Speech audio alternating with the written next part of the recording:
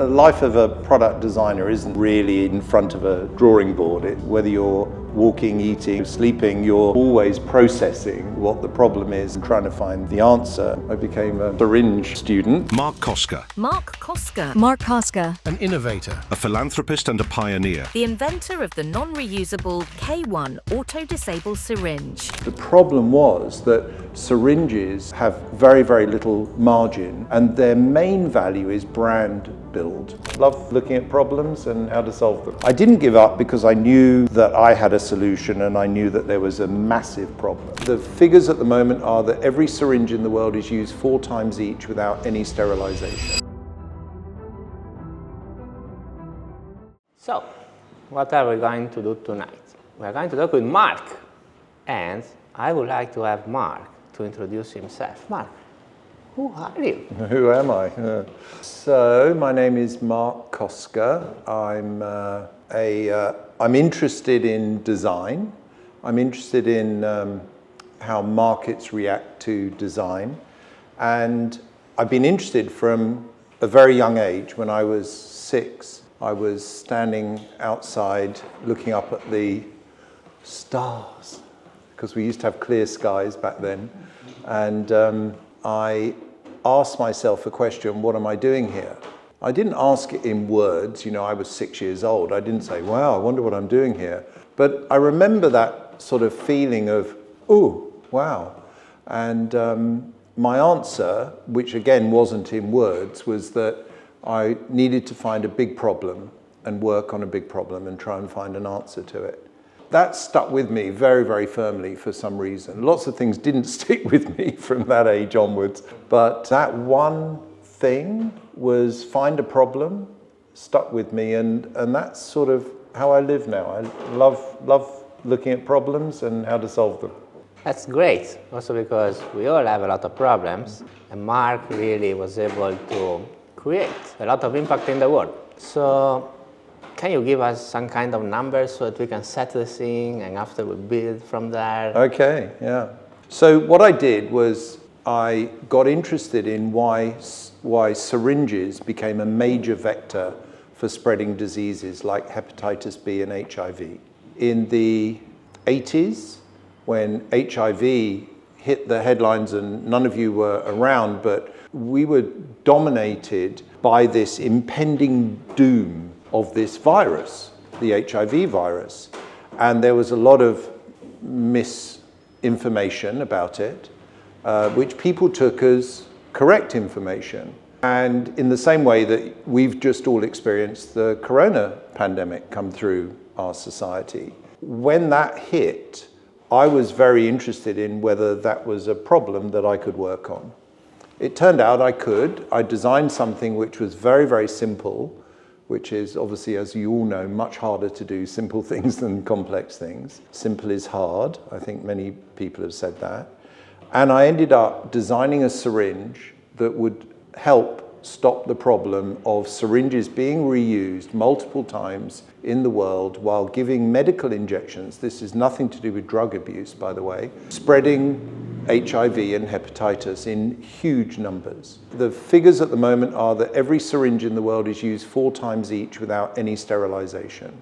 That you can understand if 1, 2, 3, 4 people used the same syringe, and sometimes many more, sometimes they use 30, 40 times a day's set of patients. You can imagine the transmission vector is magnified by factors. I designed a syringe that stopped that, and it was the same price, it was made in the same way, the same machinery, and it was used in the same way as a normal syringe. And at the end, I sold, before the patents expired, about 20 billion of these syringes, mainly to UNICEF, and we've been credited with saving 10 million or more lives by being the intervention in a good intervention, because each syringe could only be used once, and therefore it was always sterile. This is great, as you can see. And I was reading online, right, that when you achieved the design and understood how to create something that was living in an existing ecosystem and therefore found a solution that was very niche and very simple and could leverage all the other capabilities already available at that time, you had to do 1 year of work. So many people are thinking, oh, it's going to take a lifetime, right, to find that. I would like to know more about that year. How was your life during that year? Look like work, or you were working 16 hours every day and you were happy? Was a struggle? Was it something intense? Tell me. Well, you know, a life of a product designer isn't really in front of a drawing board. It's, you know, it's thinking. It's whether you're walking, eating, you know, sleeping, you're always processing what the problem is and trying to find the answer. So as you mentioned, the syringe, this is one of my syringes. This was designed to, I came up with my own brief. The brief was it had to be made on existing machinery with exactly the same plastic, for exactly the same weight. We value syringes, we price syringes to 8 decimal points of a US cent. So tens of millionths of a cent. And so if you change anything about the syringe in its processing or manufacturing or assembly or packaging or sterilization, you can destroy the economic model very, very fast. So I studied syringes. I became a syringe student, and I made a very small design which fit into the plunger and interacted with a very small design change in the barrel. But we could still use the same equipment for and the same materials for the same cost, and they were used in the same way. And essentially what it allows you to do is fill the syringe, remove the air, adjust the dose, nasty needle, there it is. You give the injection, and if you try and reuse it again, it locks and breaks. So you might say, well, why are people going to push it to the end if it only destroys itself at the end? The reason is because the drug is actually 100 times more valuable than the syringe. The syringe is actually a commodity compared to the drug, but actually that's the problem. The problem was that syringes have very, very little margin, and their main value is brand build. So a company will build a brand on syringes because they're the most ubiquitously used medical device in the world. And then off the back of that, they'll sell catheters, for example. That's the butterfly that you see in people's arms. And as an example, a syringe is made, you know, for about 1.5 cents, the whole thing. Sterile, clean needle, beautifully printed, you know, very accurate. You can tell I'm a fan. They're amazing pieces of technology, and they sell for around 5 cents, let's say. And a catheter is made for exactly the same amount of money, about 1.5 cents, and they sell for 50 cents. Because as long as the manufacturers can give away syringes and build their brand, people will buy their catheters and many other products in their catalog. And that's why. And of course, that's the inherent problem, is that there is no incentive to make sure that they're selling more and more syringes. So when I started my journey, I'm just going to jump ahead a little bit. When I started my journey, I realized going to a syringe manufacturer, and in the end we had 14 syringe manufacturers making our product. You go in and you say, but you'll sell more because they're single use. And they go, we don't want to sell more because we sell enough to create the brand awareness that we need to sell all the other products in our catalog.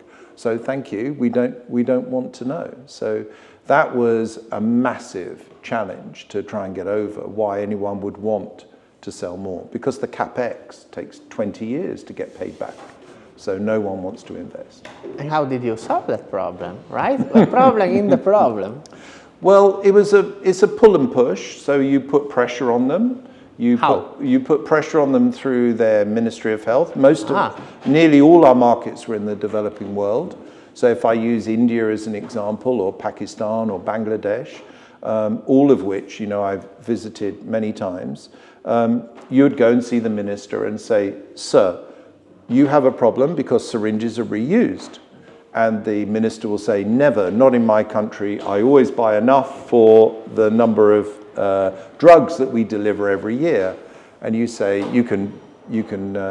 Once I bet Lucy and Kia, who was the Minister of Health in Tanzania, I said, we can drive as far as you like, and we can go to as many clinics as you like, and I bet you dinner in the Kempinski in Dar es Salaam, which was the nicest restaurant at the time, that we'll never find more syringes than drugs. We'll always find more drugs than we will syringes. And we went to 17 clinics, and every single one of them had about 30% of the syringes or less than they were meant to. So it's a common thing. So you go to the minister, you challenge them, and then you go to the media. And then you say to the media, because everyone has a story in their family of an abscess, or abscess is a common first sign of a dirty needle, and they all have a story. So if you go to the media, you can build that pressure, and it takes years, but you build that pressure, and then suddenly the minister, when he's coming up for election, will say, I think we should make these syringes mandatory. It is fascinating, right? Because many people that are trying to create new companies have challenges with product design, and many times I think they are very niche, can be good, but do not really understand the whole ecosystem. My impression is that you went well beyond just in design the syringe, as you were explaining, and you were even having fun in trying to figure out a way to achieve the objective that you were setting in your mind when you were very young, to create an impact that can solve a big problem. That is a great degree of flexibility in my mind. And maybe you like more to do the product design part and less the influencing and marketing part. Tell us a little more, some kind of difficult times that you had. Did you ever think, oh, I want to give up? Or already when you said, I want to design a new syringe, you knew that that was going to be your great thing and you were never going to let it down if you were going to get it through? Well, if I can translate that question into why didn't you give up, as an example, I didn't give up because I knew that I had a solution and I knew that there was a massive problem. And so I did stop for a couple of years before children. My wife and I had the luxury of being able to live off nothing, and so I did actually stop, and we just did odd jobs and became film extras and took 2 years off. And but that was really because I just hit so many brick walls that I'd run out of energy. It wasn't that I was going to stop, it was just I needed a break, really, more than anything else. But if you know that this can work, which it has done, and you're convinced through fact, because a lot of startups are done on belief. I believe this is going to work. I believe strongly. I believe with all my heart this is going to work. But belief really isn't enough. We can believe in various different gods, or we can believe in different nutrients are going to save our health. But actually, that's not true. The factual situation is obviously the only one that counts. And so if you know syringes are being reused, this is the only chance at lowest cost, same machinery, no training, that we've got of making an intervention, then you know that's a fact and it's not a belief. So then it's just up to you to keep going. It was hard at times. I mean, for example, our first factory that we converted, so this was a conversion. You go to an existing factory, they've got 10 lines, we call them lines, and you say, why don't we convert 2 of the lines and you can try it out? That would be a normal thing.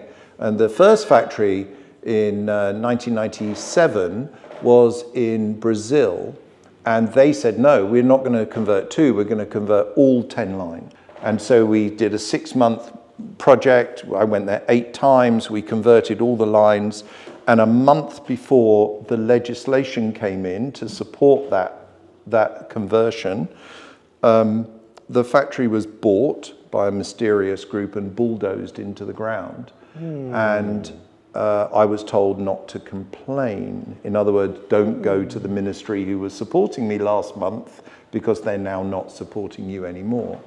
And so you can, read into that there's a lot of protectionism going on of big manufacturers, big houses. There's 4 or 5 big manufacturers in the world saying, no, we don't want this coming in because we don't want to be forced to do it. And that's actually the underlying part of the story, is that's always there. But you get used to that and you work around it and you try and circumvent in lots of different ways.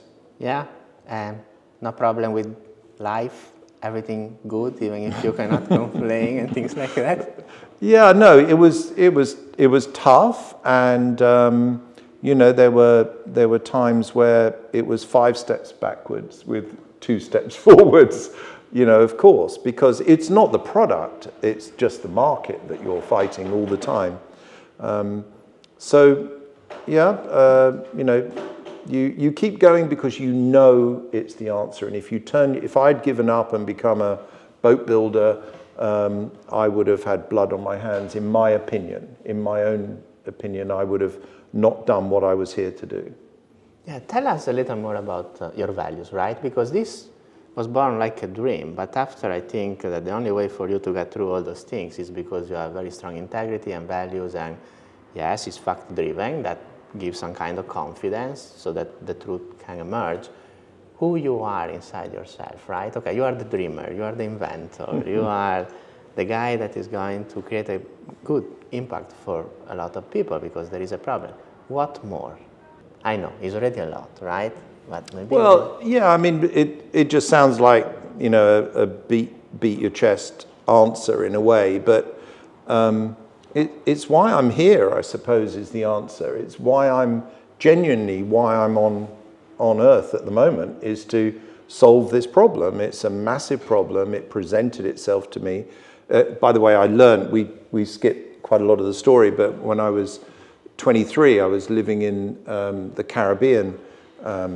I didn't go to university because the course I wanted to take didn't exist. I knew what it was, but it didn't exist. And which course was? This was a course, the subject is now called biomimicry. Oh, yeah. So this isn't, there are, just to divert for a little while, there are 3 versions of biomimicry. One, you can say, oh, I'm making a wine glass because it reminds me of a tulip. And this is the, oh, I thought it was a dry, oh, it is a dry tulip. A dry, you know, this looks like a tulip, and tulips are my favorite flower, so I'm going to draw a wine glass like, a glass like a tulip. That's just copying a shape. But you can also copy a system. So you could copy photosynthesis, and you could study photosynthesis at a molecular level, and then you can make better solar panels, let's say. And that would be a system copy. But the biomimicry I was always interested in. You all right? The biomimicry that I was always interested in was the layers of how something exists. So if there was a moth here on the wall, why is it in here? What is it feeding on in the plaster? What is going to feed on it? What are the layers either side of that particular organism, including us? We're in that layered system. And what I think is amazing is when I came to the end, when the patents came to the end of this, I looked at it through a biomimicry viewpoint of layers. I'm not a big fan of the other 2, system copy or product copy, but I've been on a couple of courses with the founders, the codifiers of it, of biomimicry 3.8, and which to me were the greatest 2 weeks, apart from children, of course. One of my daughters is here. Greatest events. For me, it's like seeing God. It's incredible. And what I realized was that this has an effect outside of the product. Yes, you can't use it more than once. So what does that do to a patient? The patient now has trust in the healthcare worker. The patient is now educated because they go, oh, why did he break it? The other one last year didn't break it. So why are they breaking them now? Is that because there was a problem last year? And it would elicit and bring on all of those sort of questions in that layer of the customer. And also it's good for the Minister of Health. The Minister of Health goes to the next World Health Assembly in Geneva and says, by the way, I've passed a law. Everyone must use auto-disable, the name of the product, auto-disable syringes because they're safer for my public. So he looks good. And of course, there are lots of other, hundreds of layers of influence that a product has and ripples out from. And so when I came to the end of the patent life of K1, which is the actual brand name of the product, there were 3 main things. One, patients knew something. They were protected each and every time the 20 billion injections were given. So they were safe. But of course, it doesn't stop them today. They can go and have an unsafe one today. and so the job isn't finished. And thirdly, the healthcare workers always get blamed. The healthcare workers, if something goes wrong, the healthcare workers are bottom of the pyramid. Doctors are top of the pyramid. Healthcare workers are definitely at the bottom, and there's abuse, and there's unfair treatment of nurses and healthcare workers in all of the developing world, which of course is 90% of the world's population.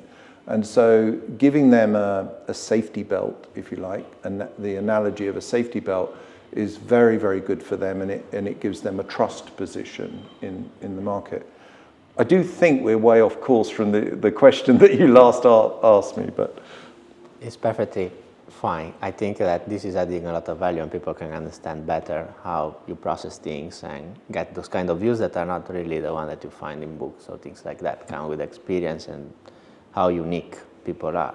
I heard something by Johnny Ive the other day that he was talking about, and he said, ideas are far superior to opinions, because with ideas you can always find a solution. You can evolve the idea to get around objections.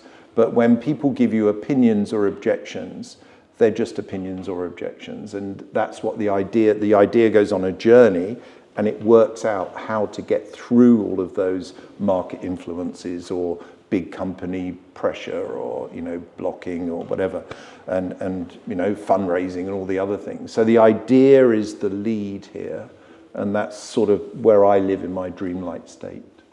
That's very nice. It seems that you are a lot in the flow. You are living really at a completely different level compared to many other people. And it's not only dreaming big, it's really to have something spiritual. You are having this kind of calling that needs to be fulfilled. I know that the journey is never alone, right? So there are many unexpected things that can happen, and they can be negative, maybe.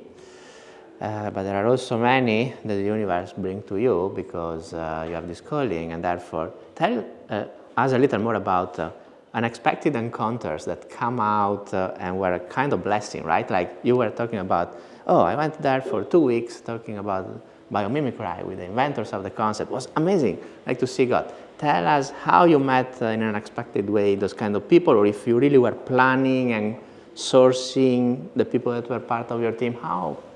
Well, I just mentioned the biomimicry courses. I didn't go to university, but you have to be a postgrad to go to the... there's only one university in the world today that teaches this course, Biomimicry 3.8, which is Arizona State. And I tried to enroll, but you have to be a postgrad, and even the founders, the two ladies who codified the subject, couldn't get me. They teach there now, and they couldn't get me onto the course, which I was very upset about. It would have been a 2-year course with 12 field trips. It would have been incredible. But I've done 2 field trips, one in Montana, and if you've ever been to Montana, it's big sky, and it's huge, and it's amazing, huge rolling mountains. And I did another one in the Californian redwoods, which are closed in, damp, dark. And to me, the two, unbeknownst to me, were the perfect match, because Montana was like birth and the redwoods were like death, because you're standing at the bottom of 300-foot trees and you feel insignificant, and you feel, leaves are falling on you, and it's all mushrooms and detritus and regeneration in darkness, because all of this is turning into, all this material is turning into humus, going back into earth and growing new plants. So, well, of course, it's a life cycle, but it's the dark end of that life cycle, whereas Montana is light and breezy and beautiful. And for me, it was, it sort of was a nice beginning and end to my sort of quick dip into this passion of mine, because it allowed me to see that it's okay to have decay and death, and it's okay to have birth and light. So they sort of match the two. And then the best unexpected influence I've had on my work was, as I mentioned, I came to the end of my syringe journey, And the company was sort of, people were leaving. There were only 5 of us in this company, so it was a tight-knit group for 20 years. But we were coming to the end, and we'd sort of, naturally come to the end, and the patents were ending as well. And so there was no more revenue. Although we did supply 20% of all syringes used in the corona vaccine campaigns around the world. So, we ended on a good note.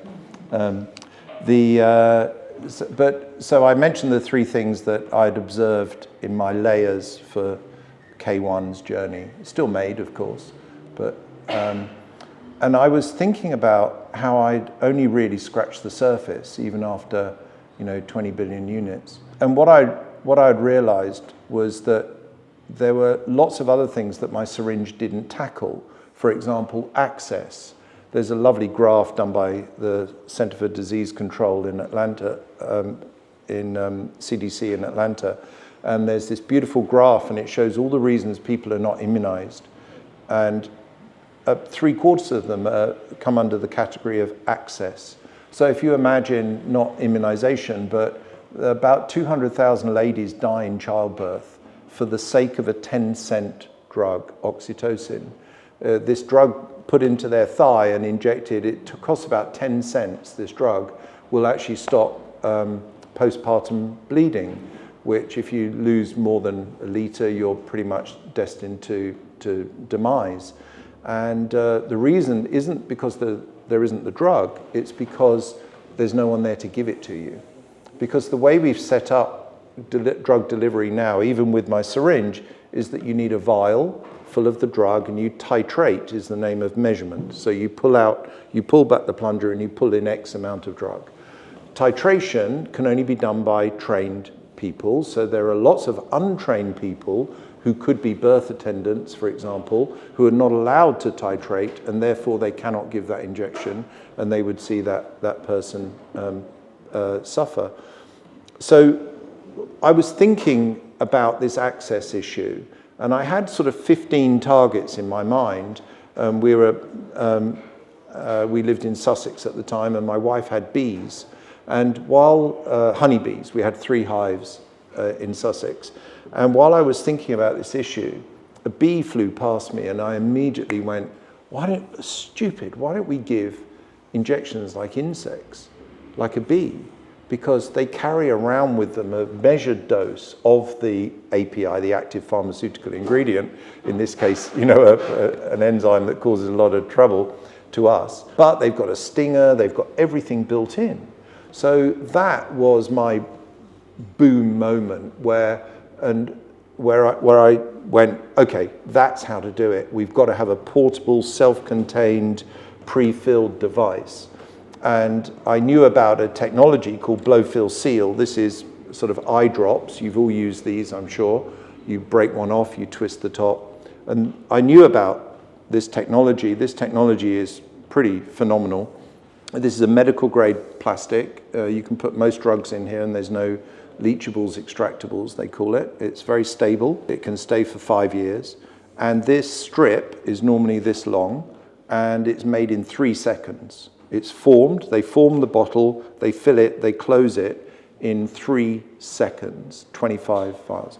If you want to make that in glass, that takes 3 months. And the energy used in glass is phenomenal. This is probably 10% of the energy usage, carbon usage, than a glass vial. So my challenge was, wow, we've already got an existing technology. Why don't we turn that into, add a needle and turn it in? So I went to the founder. There's one company that dominate this market in the world. And I went to the owner and said, why don't we put a needle on this? And he said, what do you think we've been trying to do for 30 years? And it's well used by companies around the world. Even GSK use it for Rotarix, an oral vaccine. And so we've ended up with products. We've designed hundreds of these, but this is one version. This is 1 dose of vaccine in this tiny little blister on top. This is a hub that connects to it. It has a needle, which you might see glinting there, and all you do is push it into the patient, push the button, hold it for 3 seconds, and that delivers the injection. And this is a fraction of the price, it's a fraction of the energy needed, we can make them on spec, we can make them really, really fast. And the company who make these machines have gone into the next generation, which can be literally set up in any country in the world, because they now fit a sea container. So they're 2.65 meters high, and they can go in a sea container and be shipped anywhere in the world. So that was the vision with the bee. And that's why the company's called Apiject, because it's Latin apis jectere, which is a bee throw, about as close as you can get to a bee sting in Latin. So it seems that the biomimicry kind of came into it. Yeah. We want a book one day about that, right? With all the things that. Yeah. I want to challenge you a little more because you are so confident and perfectly at ease. So now you're going to make me non-confident.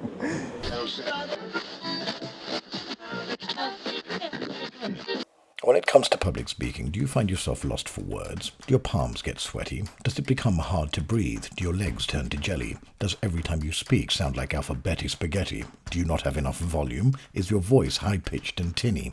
Do you stutter, clutter, mutter, mumble, fumble, stumble, bumble, crumble, muddle, fuddle, diddle-daddle, find yourself upstream without a paddle? If the answer is yes, let's talk. 30 years experience, unique, eclectic approach. www.thespeech.coach. You can decide if to answer this question or not, because I don't know if you ever thought about it, but what would you say are the 3 greatest lessons that you learned up to now in life? In work life? Yes. Or if you think that there are some connection with personal life and that has a strong influence on the work life, that is fair ground too. Yeah, I guess, it's a bit of a cliche, but keep it simple. That's definitely, people generally love to overcomplicate things. So I'm a fan of simple. I'm a fan of the truth. I think the truth is much ignored nowadays, especially when, all our businesses, and I'm sure everyone in the room is, building towards a vision. And that is a challenge because it's not true yet. It's a vision, but it's not true. The key, obviously, is to have step 1, 2, and 3 in place. And step 1 is real, and step 1 is true. And when you've done step 1, then you do step 2, and then you do step 3. And actually not letting yourself go into the future, which isn't a lie, of course, but it's not the truth because it doesn't exist.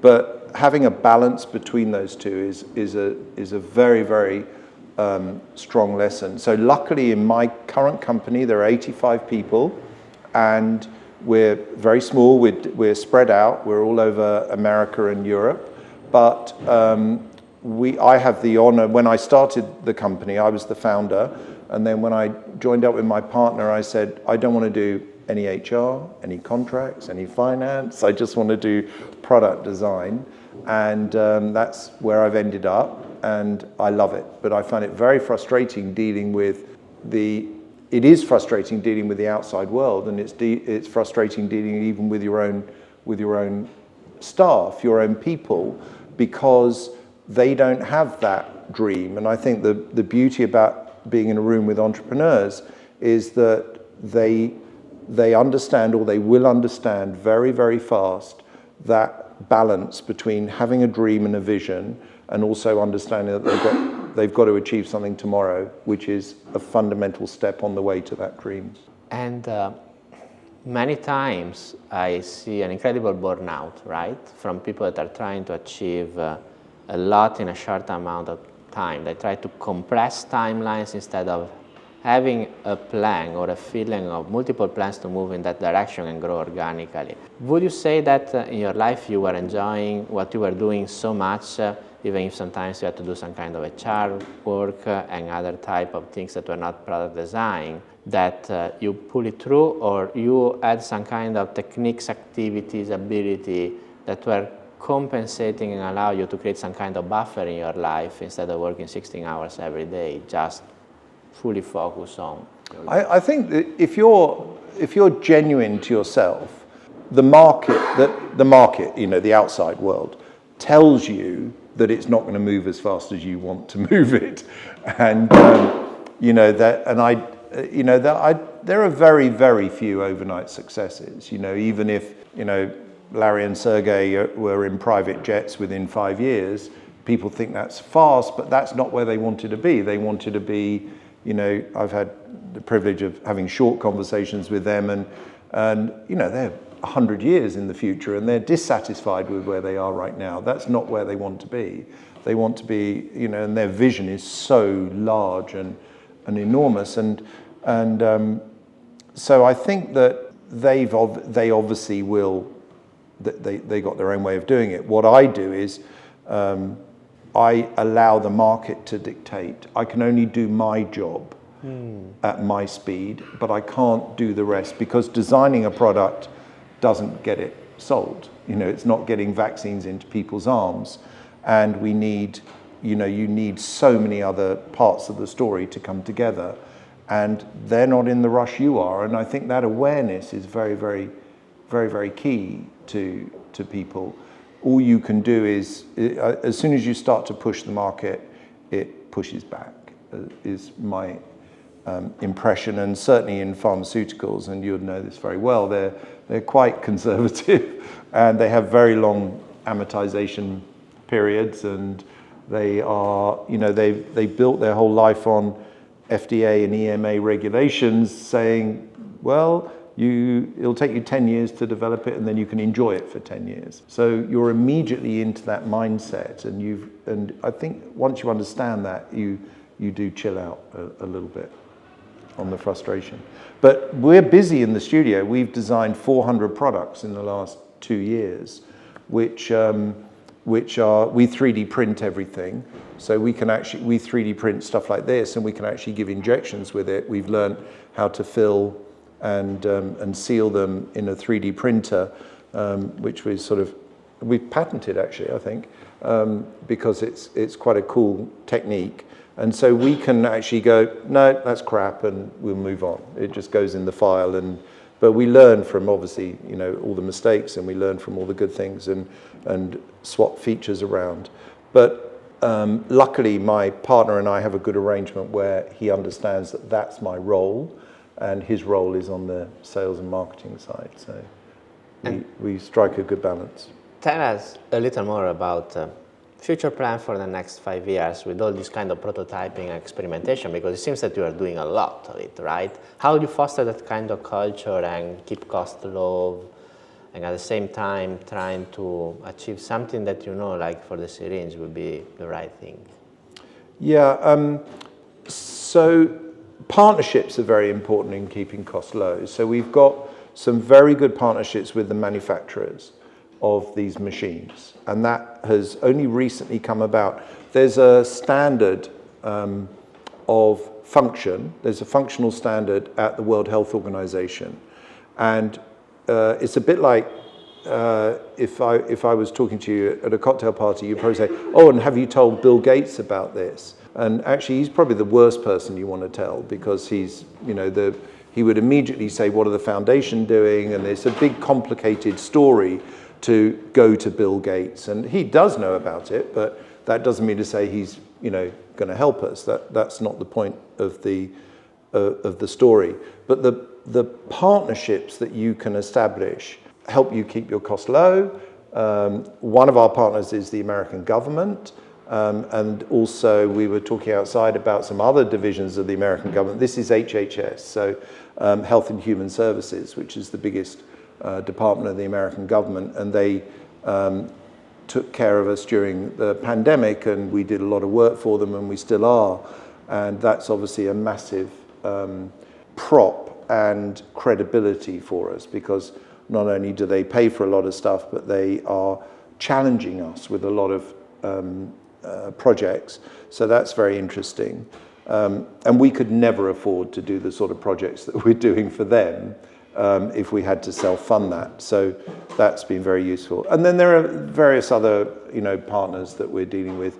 There's a big, we have CMOs, contract manufacturing organizations, and then coming back to the WHO standard, there is this standard called PQS. It stands for Performance, Quality and Safety. And a syringe, this is a PQS syringe. This meets the standard, and this doesn't, the one that I just held up. And we've been thinking about whether we wanted to meet that standard, because it takes an incredible amount of effort to make a simple design meet PQS. It's very easy in a syringe because all the standards were written for syringes. But this isn't a syringe. It doesn't have a plunger. It doesn't have a scale. It's pre-filled. There are lots and lots of differences. And so how can you design something where there isn't a brief for it? There isn't a standard. And when we say, we're finished, we've done it, the answer back is, yeah, but we didn't tell you you're finished.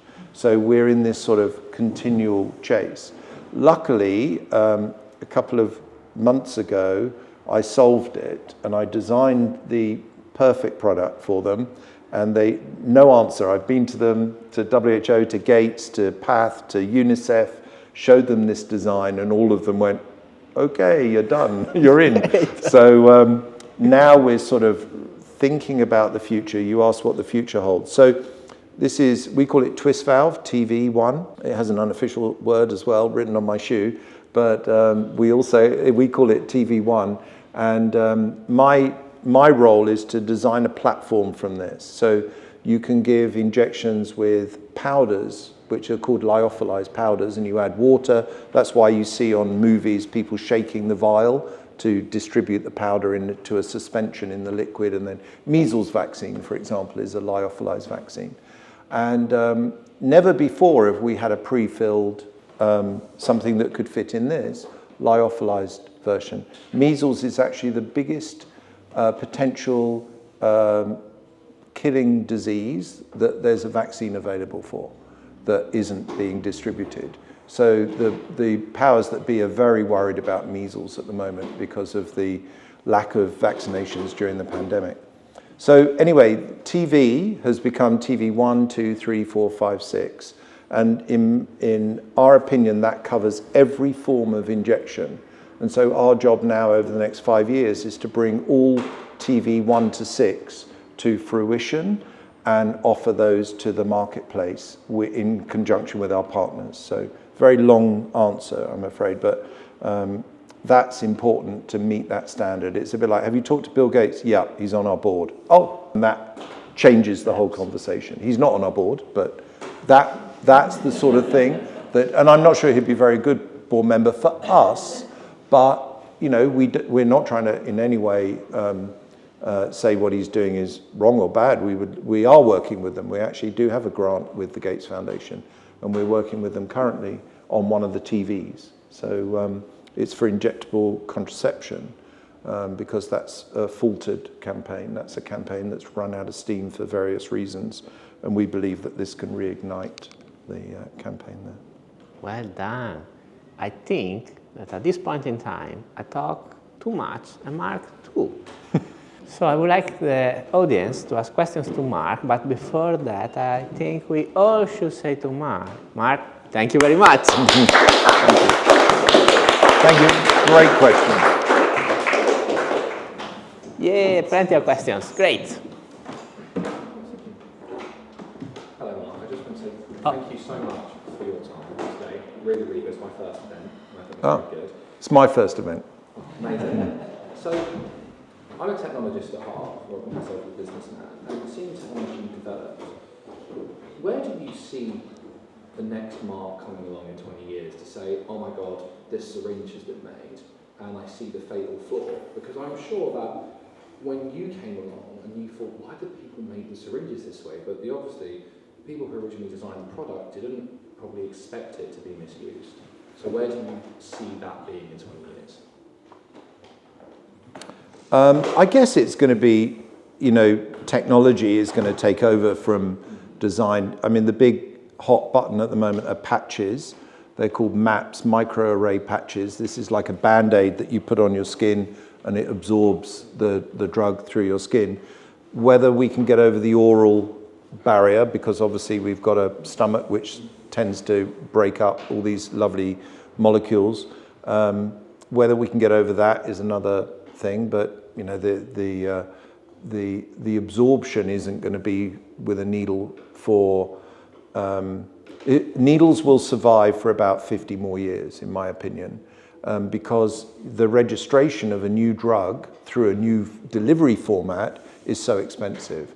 So a patch, for example, for measles is probably $200 million to go through the FDA. And so, and it won't make money if it's not in America.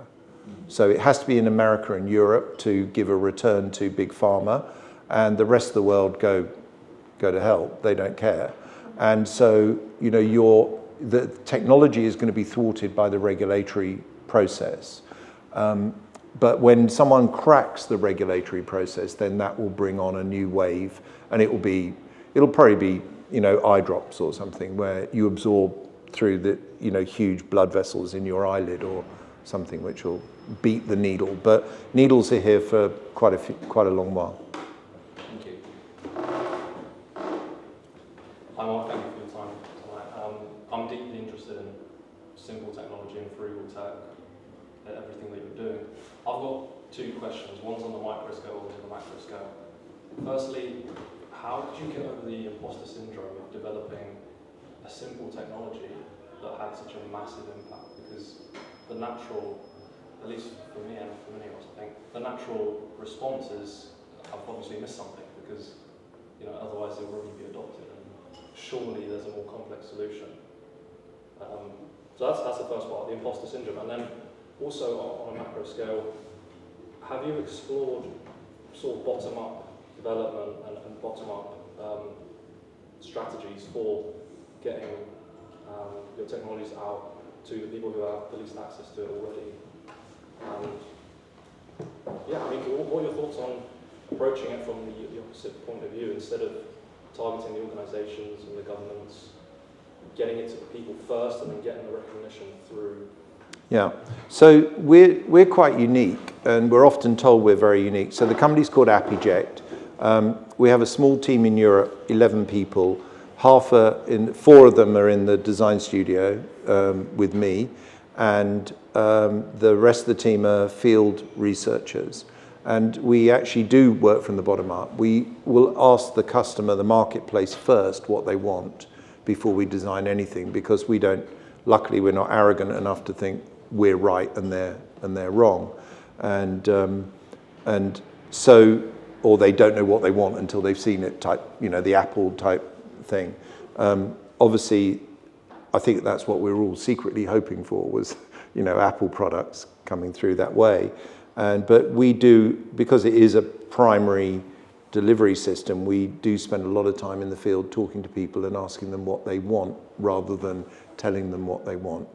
And I think that's the only truthful way of doing design like this, especially frugal design. And then on your question about why, you know, sort of paraphrasing, why hasn't anyone else thought of this, or how come it can be so simple and be a solution?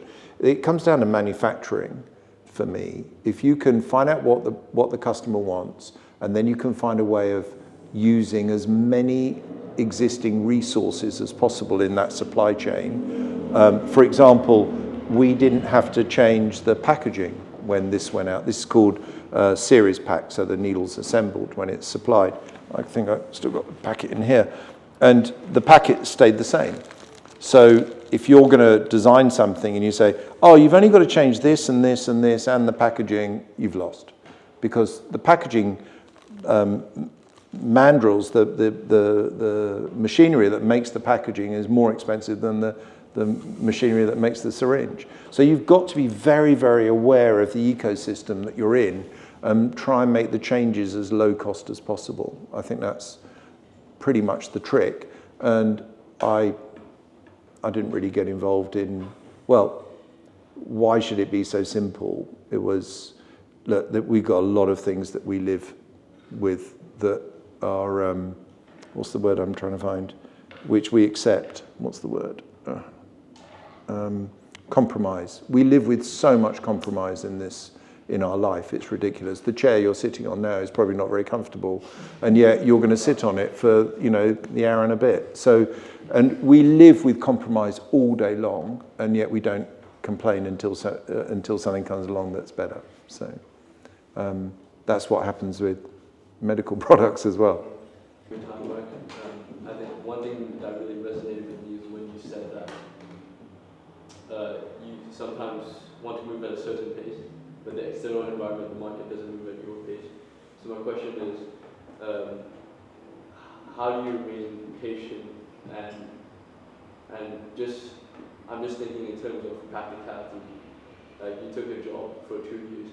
Did you not feel that you were falling behind, or did you think of it as more of a learning experience? And yeah, just that in general. Well, I stayed in touch with the market. Of course, I was reading. I mean, this is pre-internet, so this was when I started, I had to go to a library and literally look up the 300 manufacturers that I wanted to go and see in a book. And, the book was probably 20 years out of date. Certainly half of them had shut down anyway by the time I got there.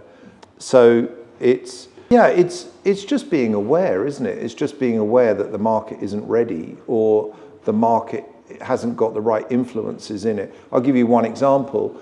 We got WHO approval. When you get WHO approval, this PQS, you're allowed to bid at all the UN organizations. So that's UNITAID, UNHCR, UNICEF, which is the big children's emergency fund. And UNICEF, in the end, turned out to be our biggest purchaser. But for 6 years, they wouldn't buy a syringe, even though we were approved.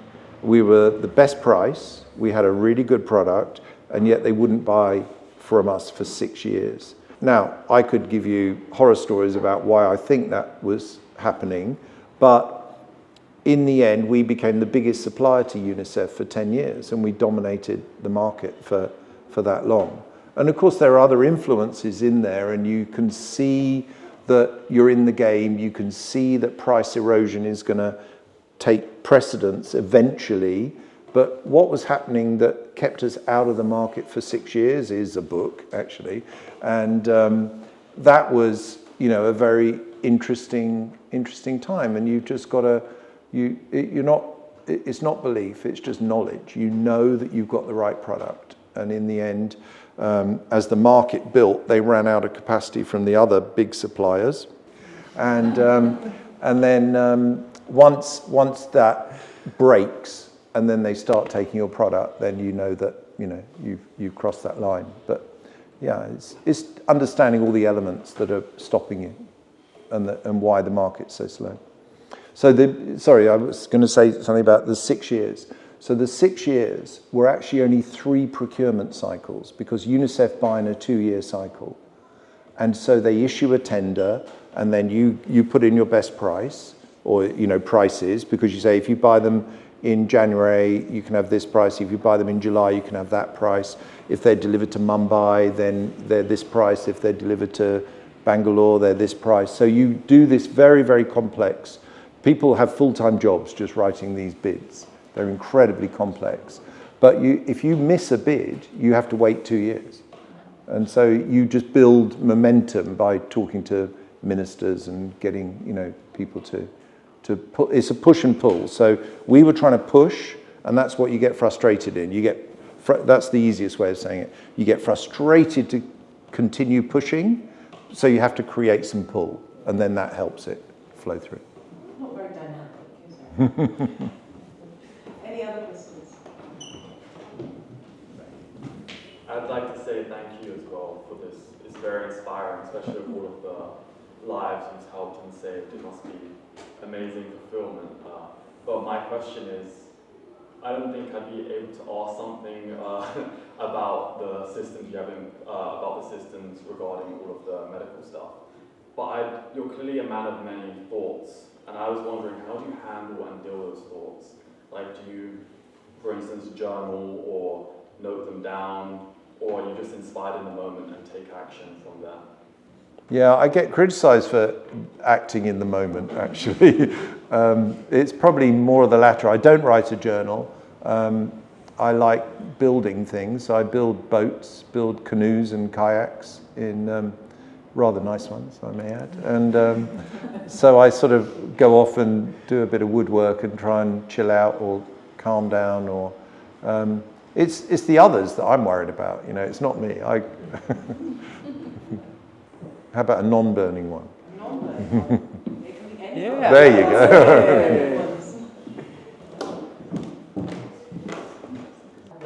About ecosystems and what happens to all the products after they're used. The syringe after they've been Yeah. So the good news is that there is a huge movement now of this resin, that we call this resin, to be more environmentally friendly, biodegradable, etc., and that's fast occurring. The price used to be 10 times the price of normal polyprop, and now it's coming down, and we're probably twice the price. So if a customer says to us, we would really like it in this green plastic, we'll make it in that green plastic, but they have to pay, because in the end it's just a commodity that we're buying.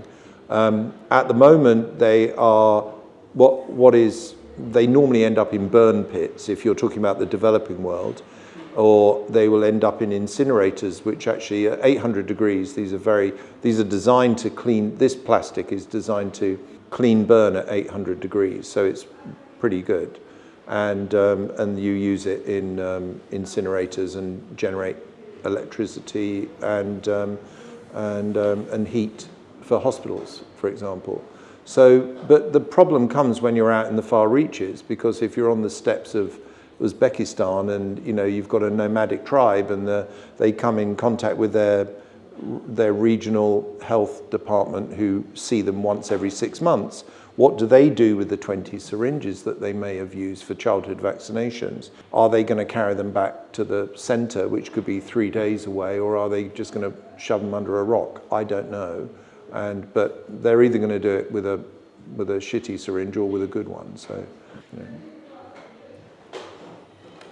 there was just one last one. So no question. Yeah. Sorry. You looked at me blankly there, like in the headlights. I've got a non-burning question. Good. You mentioned, even when you were just saying now that we all live in compromise and that there's so many problems in the world, do you think you'll ever stop, or do you think you're gonna die at the table designing prototypes? How do you find lasting and ending fulfillment? So when I designed K1, that was a bit of that's how it should work, and it was the typical 99% inspiration, perspiration, 1% inspiration. The same with Appiject, but TV1, this new product that we've come out with, was designed, someone had told me something and I was angry about it, and I designed it out of a bit of anger, but it was sort of putting the jigsaw puzzle together. We said at the very beginning that I like problems, and I sort of view it, if you like, as putting a jigsaw together with all the problems. I like to know what everyone considers to be a problem, and to carry on the metaphor, there's sort of one piece missing, and that's where the solution is. Do you see what I mean?